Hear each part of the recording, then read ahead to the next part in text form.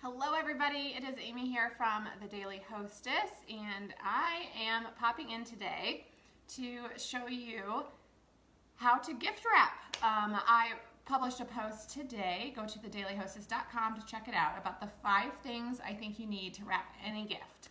I'll just tell them to you now, but go to the post to figure out why I think they're important, where to get them, and some tips and tricks that I've written in that post, and I'll show you some here today. But it's wrapping paper, tissue paper, ribbon, gift bags, and your tools, things like scissors and tape. So I'm going to wrap a small gift here and show you some tips and tricks today. Hopefully, I might tilt the camera down just a little bit so that you can see it a little better. But I've got my gift, I've got my wrapping paper, I've got my tools, my scissors and tape, and I've got a ribbon. So I'm going to show you a couple tricks on how to measure the right size of wrapping paper and how to get your ribbon really tight. So the first thing you need to do when wrapping a gift is to measure your wrapping paper. And the easiest way to do that is to take your gift and lay it on your wrapping paper. Let me move it back so you can see that a little better. Lay it on your wrapping paper and then just tilt it over so that you do that on each side. You do it again, and then on the 4th side, and then that is where you know that you're going to have enough paper to cover the entire box. You're not going to fall short. You're not going to get to a part where you're going to have to patch it with other wrapping paper because you've measured it. So you measure all 4 sides just by kind of tilting the box. So we're going to cut that. I love this wrapping paper from Hobby Lobby because it has grid lines on the inside, so you can get a straight line by cutting on those grid lines. And it's very thick, so it's not going to tear or rip very easily. Okay, so we know the length of the paper that we need. Now we need to know how much to cover the sides. So the easiest way to do that is to place, I'm going to move this back so that you can see this part. You're going to put it at the edge of the paper. Can you see that? There you go.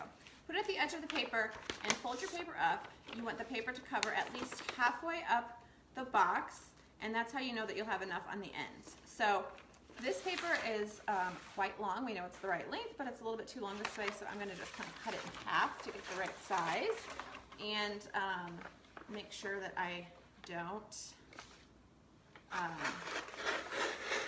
end up with any bald spots by not having enough wrapping paper. So it's a really good trick to kind of measure the paper first. It kind of cuts down on waste and how much wrapping paper you end up throwing away. But I've got a couple of tricks too of how to use that leftover wrapping paper. And it also helps just to measure so that you know that you have enough to cover the box. So you're going to start, I always start with, we'll say that this is the front of the gift, right? I always start with it face down because that's going to be the smoothest, nicest part of the gift.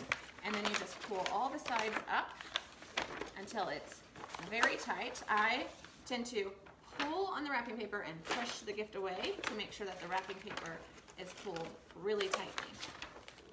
And that's how you get a nice crease on the corners, and you know that your wrapping paper is nice and tight. It's not going to be kind of flappy or anything. So you can see here, we have just the right amount to cover the paper to cover the box because we measured it out first. So again, I'm pulling and pushing after I've taped it, and I am adding just a piece of tape there in the middle. Whoa, that went in the sink. Okay, so now for the ends. A lot of people get kind of tripped up here, but the key to the ends is really crisp corners. So I always start just kind of by folding down first. And you want to fold down until you have a, that's probably the better way to see it, until you have a diagonal, and then you're just going to crease that so that it's a nice crisp corner. So you do that on both sides. And then, so with a square box, it's a little different. Typically, I would take this, the opposite side that you folded down, and fold it back this way. But with the square box, because you have the same amount of wrapping paper all the way around, I kind of just go around the edges. It's my son over there making lots of noise. So then I'm going to fold in this side, and again, I make a diagonal, and then I crease that edge, and then I fold it up, make a diagonal, kind of tuck that wrapping paper in, tuck it in there, and make a crease here, and fold it over. Hello, Abrian, thanks for joining. So now we've got that end covered, and you're just going to stick a piece of tape there. So again, the key to those edges and covering the box tightly is to make really crisp creases, and that's going to make them fold over really nicely and get you a nice tight wrap on the box. So again, I'm folding down the top until I have a diagonal here. I'm creasing that on both sides, folding in the side, making a diagonal down at the bottom, creasing that, folding it up, making a diagonal here, creasing that, and folding it over. So that's a square box. For a rectangle box, you go opposite sides to opposite side. Square is just a little bit different because you're having to get all the wrapping paper is the same length around every side. So we've got our box folded or wrapped. We've got the corners or the ends in nicely by doing our crisp creases. We've pulled the wrapping paper tight so there's no kind of bulky wrapping around it. Now you want to find the seam that your wrapping paper folded over, and you want to go on the opposite side. So my seam's right here. I'm going to set that down. The opposite side's right here. And now the best and easiest way I recommend to kind of jazz up your packages or gifts is really to add ribbon. So I found this really great plaid Christmas ribbon at Hobby Lobby. I love the pattern mixing with the polka dot wrapping paper and the plaid ribbon. And we are going to measure the right amount of ribbon by doing the same thing we did with the wrapping paper. You're going to hold it till it covers one end of the box and then the other. So you're going to do that 4 times for all 4 sides, and then that's how you know you have the right amount of ribbon to go around one time. If you want to do a 4-section or across all sides ribbon, then you're going to do that 4 more times. So 1, 2, 3, 4, and then you will cut. So we have our seam of wrapping paper on the bottom, and you're going to first take your ribbon, find the middle, and you're going to lay it across the top of your box. That's going to be the nice side of your box, and flip it over. Pull the ribbon up until they meet at the top, and now you're going to cross them over and pull them to the opposite sides of the box. Now here's where a handy little trick I learned to really make sure that your ribbon is tight. You're going to wiggle it back and forth to make sure that you get a really tight knot there. And so that knot is on the bottom with the seam of our paper, so all that kind of uglier stuff is going to be on the bottom where our recipient won't see it. So you're going to hold that ribbon nice and tight, wiggle it if you need to make it tight, and then flip the box back over to tie it. Now this ribbon is actually a little bit short. I should have gone a little bit longer, but you're going to tie it again, and again you're just going to kind of wiggle it until it's nice and tight. And this is where it helps to have a partner to put their finger in the middle to make a bow or to get a nice tight knot.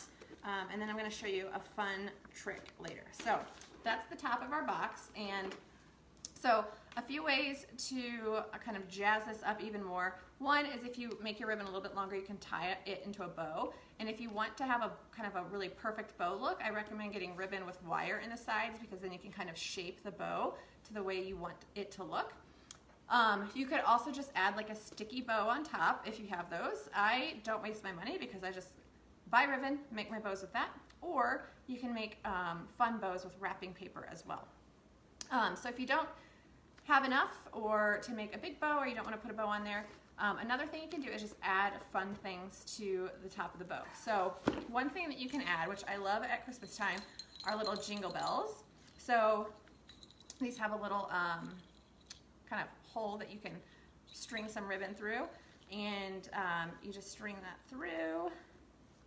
It might be kind of tough with how little ribbon I have on top. So you pull that through, and then you kind of tie it again, and that adds a fun little flair to your gift of having a little jingle bell on there. and it's really fun, especially for kids. So I can't tie it because I don't have enough ribbon, but you get the idea, right? You add those to the top and it makes it really fun. They look super cute whenever you have a bigger bow. So that's really fun. You can add jingle bells or other things. I'm gonna grab them that I picked up.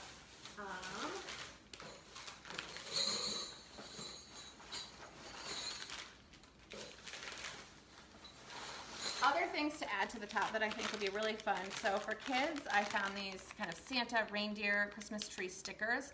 You can stick them into a little bag and tie the bag on, which is really fun for kids.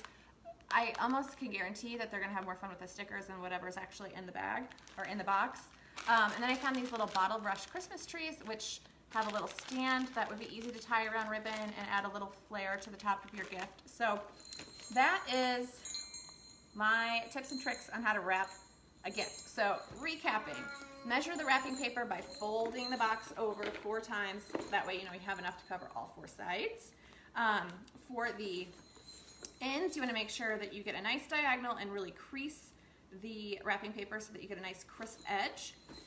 And then for the ribbon, measure it the same way you did with the wrapping paper by, you know, folding it, holding it 4 times over the box to make sure that you can cover all 4 sides. And then I would recommend just going a little bit extra so that you have a little bit more on top to tie into a bow or a knot. And then fun things to add to it. Jingle bells, Christmas trees, stickers. You can put the gift tag there or fun stick-on bows. So I hope that's helpful to anybody that struggles with wrapping a gift or just needed to learn a few things to make it better. So let me know in the comments if you got some value out of this, if you do any of these things, or if you have any other ideas of things to add to the top besides jingle bells. So thanks so much for watching, and be sure to comment and like, and I hope to see you back again soon. Happy holidays. Bye.